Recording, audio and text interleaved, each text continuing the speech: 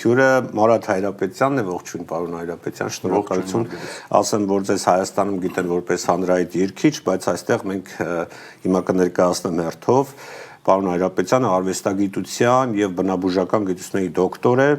Կալիֆոռնիայի բնաթերապևտների ասոցիացիայի փոխնախագահն է եւ Գլենդելի քաղաքապետարանի արվեստի եւ մշակույթի կոմիսարը։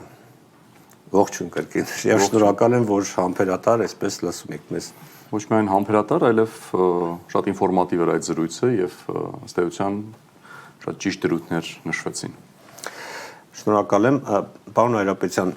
կամ Մարատ, եթե դեմ չեք այդպես դիմենք։ Իհարկե, խնդրեմ։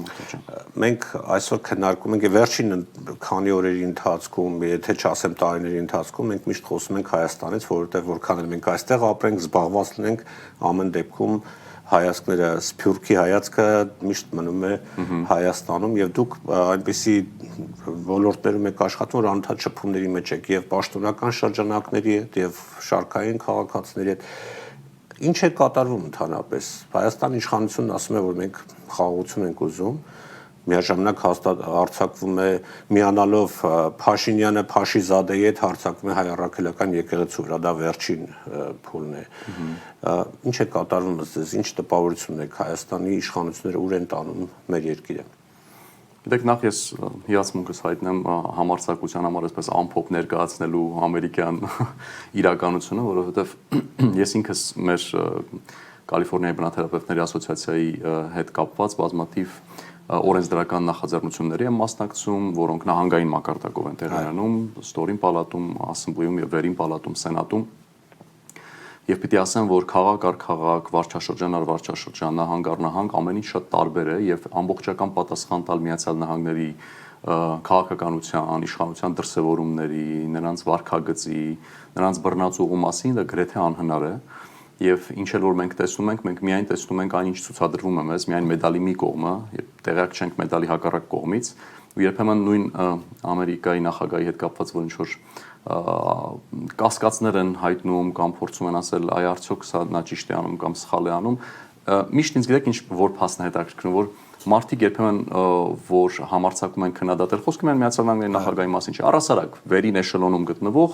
երկրի ղեկավարների մասին է, բոլոր երկրների մասին է խոսքը։ Քննադատում են մարդիկ, ովքեր իրենց կյանքում որևէ բանի չեն հասել, ոչ մի տեսակ հաջողություն չեն ունեցել, ոչ մասնավոր սեկտորում, բիզնեսում, ոչ քաղաքականության մեջ,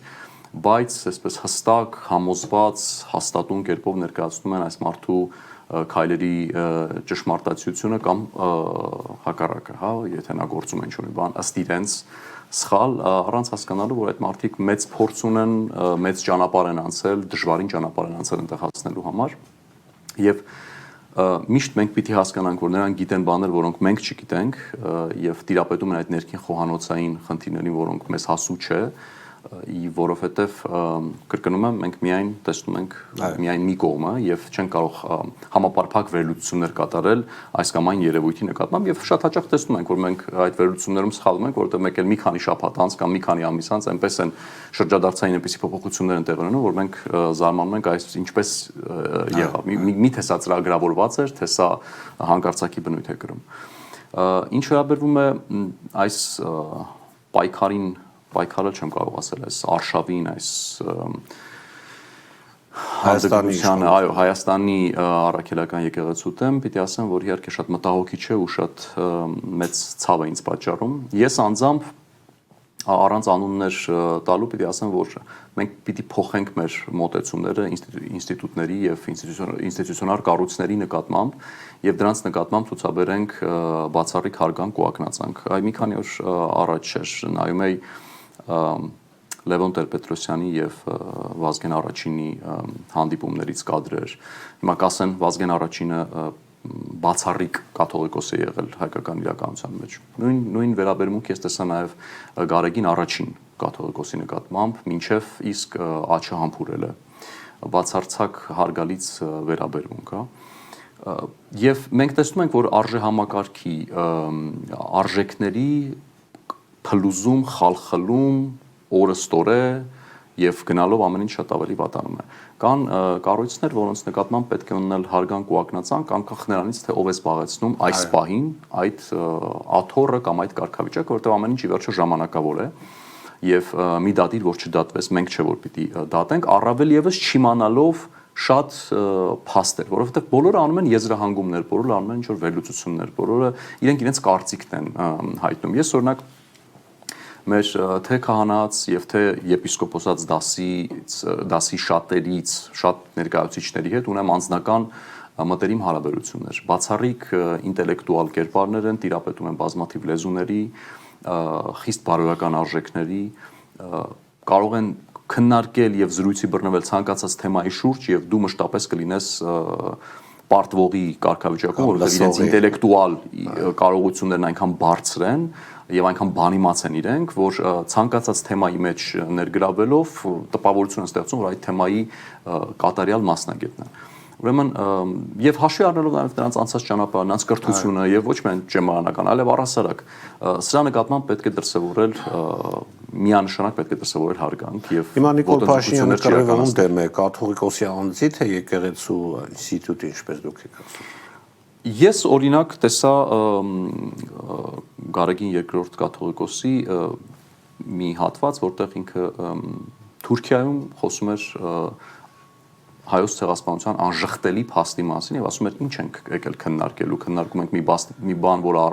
որը փաստ է, մենք փաստի շուրջ որևէ քննարկումներ չունենք անելու։ Ուրեմն միայն այս նախադասությունը բավարար է ու բավական է, որ դու տվյալ մարդու նկատմամբ եւ տվյալ մարդու դիրքորոշման նկատմամբ ցուցաբերես պատկառանք ու հարգանք, որովհետեւ իսկապես սա անժխտելի փաստ է եւ մենք չպիտի գնանք այդ ճանապարհը, որ եկեք տարհանենք, վերհանենք, ուսումնասիրենք, տեսնենք ով ում է մորթել, ինչպես է մորթել, այս խայտարակ թեզից պիտի աբստրահվենք եւ հասկանանք, որ սա այլևս ընդունված փաստ է տարբեր երկրների կողմից ամենաբարձր մակարդակով եւ գրեթե ողջ աշխարհը ճանաչում է հայոց ցեղասպանությունը։ Ուրեմն դրա համար այստեղ չի կարելի ասել այս ոտնձգությունը սա պարզապես ուղղված է աթոռին, ուղղված է կարգավիճակին, թե ուղղված է այն գաղափարներին, որը բարձրաձայնում է կամ արծարծում է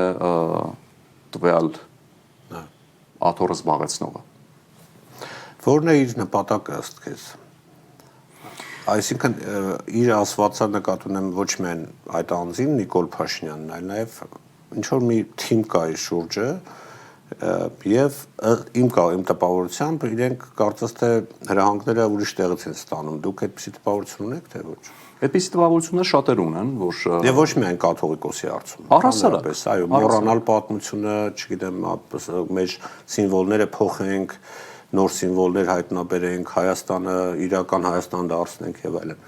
Գիտեք, այստեղ էլ կարծիքները հակասական են, երկակի, միշտ ես փորձում եմ միշտ լսել երկու կողմին էլ, ես հիշում եմ Հայաստանում իմ մտերիմներից լուսահոգի դատավորներից մեկն ինձ ասում էր՝ «Մանա, դու լավ դատավոր կլինես, որովհետև չես շտապում մարդկանց մեղադրանք հնչեցնել նրանց հասցեին, այլ փորձում ես հասկանալ, փորձել ընկալել, երկու կողմին էլ լսել, լինել անկողմնակալ, որի արդյունքում միայն կարող է դուրս գալ ճշմարտությունը։ Իհարկե, տվյալ պարագայում Նիկոլ Փաշինյանն էլ իր տեսակետներն է ներկայացնում, թե ինչու է նա այդպես անում, եւ սրանք որոշ մարդկանց համար ընդունելի են, որոշ մարդկանց համար անընդունելի են, բայց մի բան հաստատ է, որ ցանկացած ոտնձգություն, սա արդեն ես իմ անունից եմ ասում, որ ցանկացած ոտնձգություն մեր խորհրդանիշներին, մեր արժեքներին, մեր կրոնին, մեր հայ առաքելական եկեղեցուն, տվյալ պարագայում նույնիսկ Մասիս Սարին, ցանկացած խորհրդանիշ, արժեք, որի շուրջ մենք համախմբվում ենք, որը ամբողջացնում է մեր հայի ուրեմն ընդհանրական կերպարը, անընդունելի եմ համարում, որովհետև որևէ պատճառ այստեղից ստիպեցին, այնտեղից զանգեցին, այստեղ գնում ենք այս ճանապարհով, դրա համար ենք այսպես անում, որևէ պատճառ չի կարող դառնալ բավարարաչափ հզոր նախապայման կուլ գնալու այդ գործընթացներին եւ զոհասեղանին դնելու հայրենիքը, զոհասեղանին դնելու մեր ինքնությունը, մեր տեսակը, մեր արժանապատվությունը։ Ես արժանապատվության անկում եմ նաեւ տեսնում այս վերջին տարիներին։ Իհարկե վերջին տարիներ չեմ ուզում ասել միայն վերջին 5-6, ես առհասարակ վերջին տասնյակ տարիների մասին պիտի ասեմ մասնավորապես վերջին տարիներին եւ բաներ եմ տեսնում նույն Facebook-ում որ երբևէ նախինում ես չի կարող ինձ պատկերացնել, այսինքն մենք չենք տեսել երբևէ, որ այդ բարձրաստիճան պաշտոնը զբաղեցնող մարդիկ Facebook-ով իրար անպատվեն, վիրավորեն, հայհոյանքներ տան, լուտանքներ հնչեցնեն միմյանց հանդեպ։ Ես ամեն օր բացելով սոցիալական հարթակները ավելի ու ավելի եմ ապշում, որ միթե մենք մի քիչ էլ իջացրեցինք այդ նշաձողը, մի քիչ էլ ու այսպես այդ նշաձողը իջնում է, մինչև որ արդեն հասել է շրիշակի մակարդակի ու տեսնում ես թե ինչպես են բացեի բաց անպատվում իրար, անարգում իրար, ջախջախում բոլոր այդ ինստիտուտները, այդ կառույցները, չգիտակցելով, որ սա նախադրյալ է դառնալու եւ մարդիկ, որոնք դրանից հետո պիտի գան զբաղեցնելու այդ պաշտոնները, պիտի ասեն, դե եթե ինքը կարողացել է լինել այս կարգավիճակում, այս տարբերակով, ես ինչով եմ պակաս, ես էլ կարող եմ գնալ դրան։ Սա միջոց հարց է, որին ես միշտ ուզում եմ անդրադառնալ եւ այդ հարցը կա նաեւ Միացյալ Նահանգներում։ Մենք այստեղ էլ ենք տեսնում այդ անկումը, մենք եվրոպական երկրներում էլ ենք տեսնում այդ անկումը, որ տարբեր պաշտոնների հայտնվում են մարդիկ, ովքեր մի այլ իրականության մեջ այդ պաշտոնին երբեք ձգտել, հասնել ու առավել եւս այնտեղ հայտնվել չէին կարող։ Այսինքն այնքան է իջեցվել այդ նշաձողը, որ ցանկացած մեկը արտանում է մի օր ու ասում է, դե որ իրենք այնտեղ են, ես էլ կարող եմ այնտեղ լինել։ Իրենք իրենց թերի կրթությամբ, իրենք իրենց թերի գիտելիքներով, լեզուների չտիրապետելով, իրենց աշխարհընկալման բացակայությամբ, երբ որ նայում են միայն մի ուղղությամբ չեն կարողանում տեսնել ողջ պատկերը, եթե իրենք հայտնվել են այնտեղ, ուրեմն մենք էլ կարող ենք հայտնվել այնտեղ, եւ այդ հանդգնությունը, համարձակությունը, նաև սոցիալական ցանցերը դրանում էս դեր ունեցան, որովհետեւ գիտնականը կարող է ասենք 10 տարի աշխատել, ինչ որ հայտնագործություն անել եւ ինչ որ մեկը մտնել գրել հիմարություն է։ Այո։ Այսինքն դա խորը խնդիր է։ Այսինքն ինչ որ մեկը կարող է իրեն թույլ տալ իր նաև ստորին գտնվող կարգավիճակում նույնիսկ կարծիք հայտնել իրենից շատ ավելի բարձր գտնվող անհատի վերաբերյալ։ Դա ավելի խորը խնդիր է, որի մասին արժե խոսել։ Հիմա ուզում գամ Սփյուռքին, որտեղ Սփյուռքը հաջորդ թիրախն է, եղել է թիրախ թուրք-ադրբեջանական, այդ այսպես ասենք, տանդեմի կամ առանձին վերցրած իրենց աշխատանքների թիրախում եւ նաև ըստ իս որպես Սփյուռքում բնակվող արդեն 17 տարի մարդ զգում եմ, որ վերջին 6-7 տարիների ընթացքում հատկապես Սփյուռքի պառակտման ուղղությամբ բավականին մեծ ջանքեր է գործադրել նաև Հայաստանի իշխանությունը։ Դուք կիսում եք այդ կարծիքը, որպես Սփյուռքում բնակվող եւ գործունեություն ծավալող արվեստագետ։ Ես ինքս ամենաակտիվ աջակիցներից ու մասնակիցներից եմ եղել, երբ Հայաստանում եղել է Սփյուռքի նախարարությունը եւ տեսել եմ այն ահռելի աշխատանքը, որ այն կատարել է եւ դրա փակելով, այն վերածելով մի այլ կառույցի, կարծում եմ մենք արդեն շատ բաներ կորցրեցինք հենց այդ փուլում։ Սփյուռքում կան երկու թևերն էլ, այսինքն հստակ չի դիրքորոշումները, որովհետեւ կան եւ պրոիշխանական եւ ընդդիմադիր եւ չեզոք ուրեմն ներկայացուցիչներ, բայց Սփյուռքը պառակտել շատ դժվար է, որովհետեւ Սփյուռքը մշտապես գտնում է համախմբման ճանապարհներ եւ այդ համախմբումը հիմնականում տեղի ունենում հենց հայ առաքելական եկեղեցու շուրջ, Սփյուռքում ապրող մտավորականների շուրջ, ովքեր կարծում եմ միգուցե նաեւ Միացյալ Նահանգներում ապրելու իրենց հանգամանքը տալիս է իրենց նաեւ որոշակի անվտանգային կամ որոշակի սոցիալական հնարավորություններ ավելի բարձր պահելու իրենց արժանապատվությունը, ավելի հաստատակամ լինելու, կուլ չգնալու այդ քամիներին, այդ սխալ հոսքերին, որոնք տանում են սխալ ճանապարհով, լինելու ավելի հաստատակամ եւ հերվից ավելի ամբողջական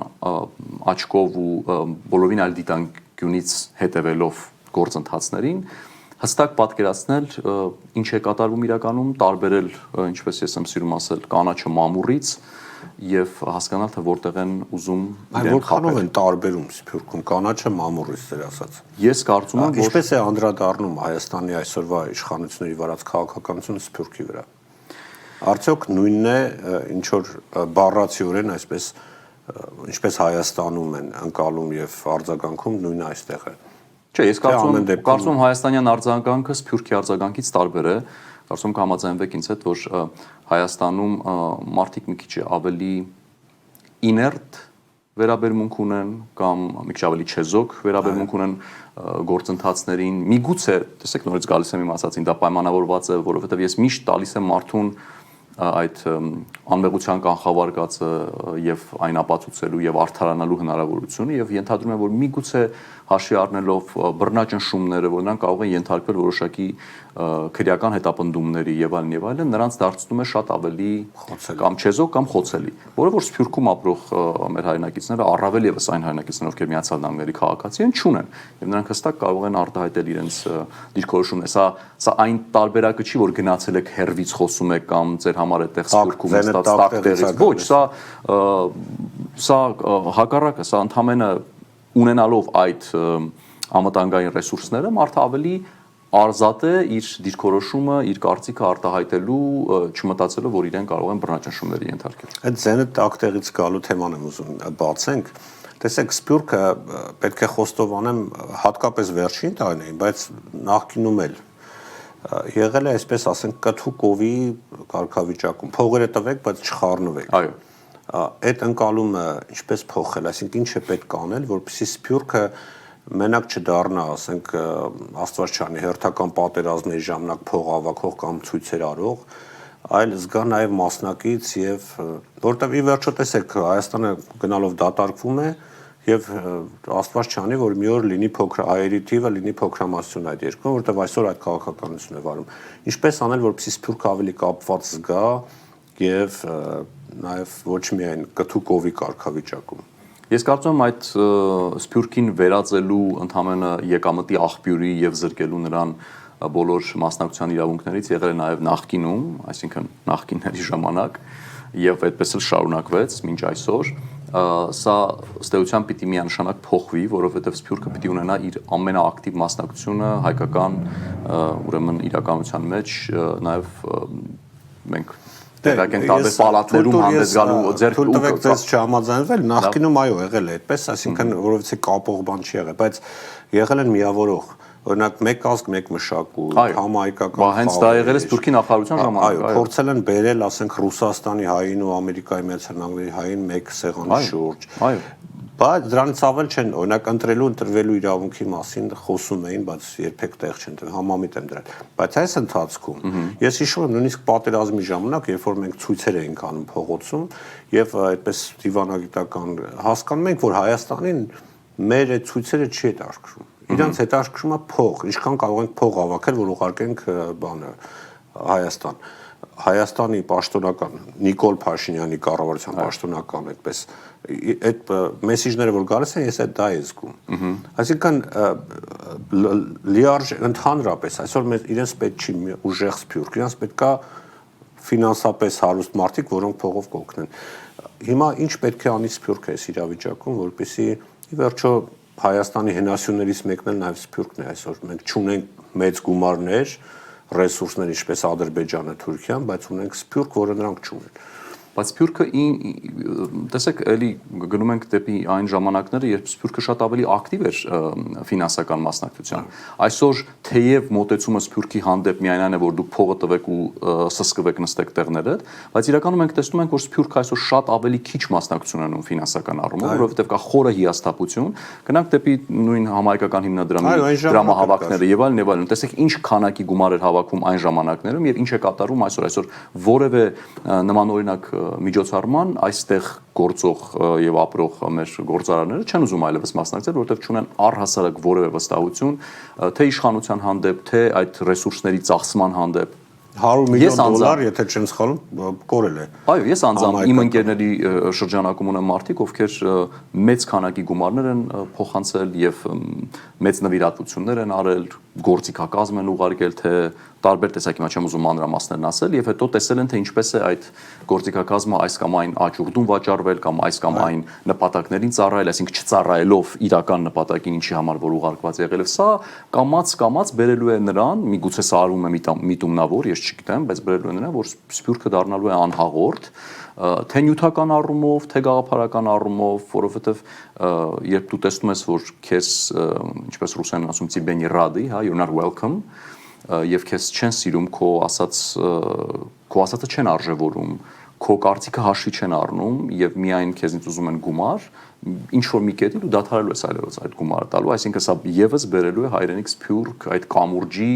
վերջնական տապալմանը, որը ես, դուք եւ մեր նման մարդիկ պիտի թույլ չտանք, որ տեղի ունենա, որովհետեւ հայրենիք սփյուռք կամուրջը մեր հայրենիքի Հայաստանի Հանրապետության պահպանության, պաշտպանության, անվտանգության ամենակարևոր հենասյուններից մեկն է։ Հիմա սփյուռքի դերի մասին խոսենք այստեղ եւ օրինակ իմ տպավորության մեր համայնքը քաղաքական գործոն չէ ամերիկյան քաղաքականության մեջ։ Միգուցե Կալիֆոռնիայում գործոն է, բայց ամերիկյան դու ինչ կասեք։ Որոշապով համաձայն եմ այդ կարծիքի հետ, որովհետև հայերը առհասարակ ընտրություններ չեն սիրում, ընտրություններին մասնակցել չեն սիրում, չեն հասկանում իրենց ձայնի կարևորությունը, իրենց ընդհանրական այդ հայկական համայնք կոչվածի կարևորությունը ամերիկյան իշխանությունների ընտրությունների մեջ, որը նաև թե նահանգային կլինի, թե ֆեդերալ կլինի, բոլորովին նշանակություն չունի։ Որոշակի մասնակցություն կա, ի վերջո ես ինքս ամենօրյա մասնակցություն ունեմ այդ օրինակ միջոցառումների եւ որոշակի մասնակցություն կա, թե ֆինանսական առումով, այսինքն հայերը գումար հատկացնում են տարբեր ուրեմն պաշտոնյաներին, ովքեր այս կամ այն հավակնություններ ունեն, այս կամ այն պաշտոնը զբաղեցնելու,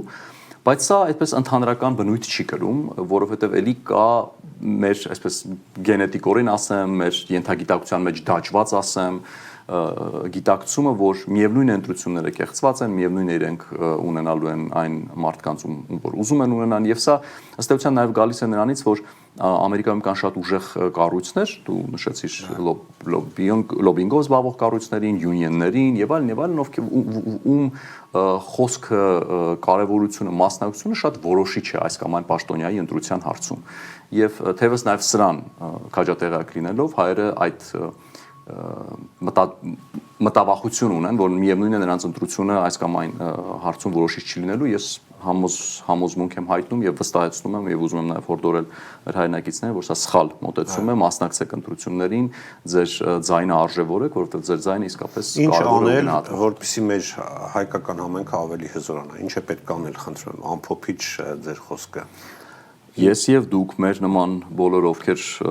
առիթ են ունենում հեռուստատեսությամբ կամ մեդիայով կամ բեմահարթակներից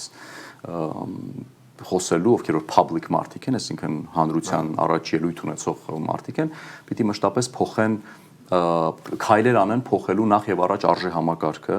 հասկացնելու, որ այն ինչ որ տեղի ունենում այսօր Միացյալ Նահանգներում, Հայաստանում, եվրոպական երկրներում, սա ժամանակավոր բնույթ է եւ մենք այս ճանապարհով գնալ չենք կարող, այս նշաձողը, որ այսքան ընկել է, պիտի բարձրացվի, պիտի բոլորին հորդորենք, որ մեր խարիսխը կամ մեր այն երևույթը, որի շուրջ մենք պիտի մեր բոլոր տեսակի մտքերը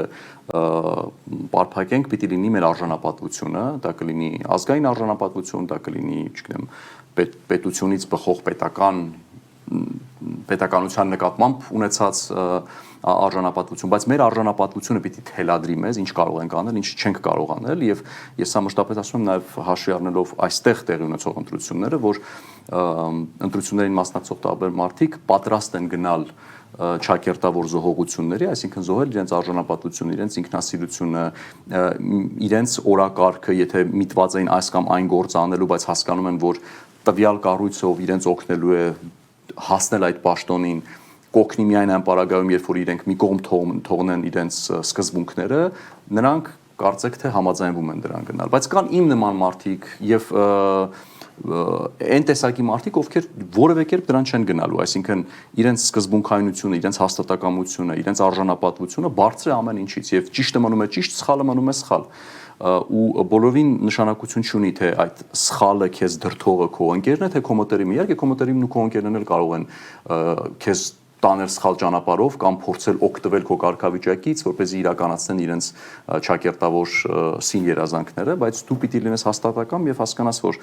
քո գործառույթները պիտի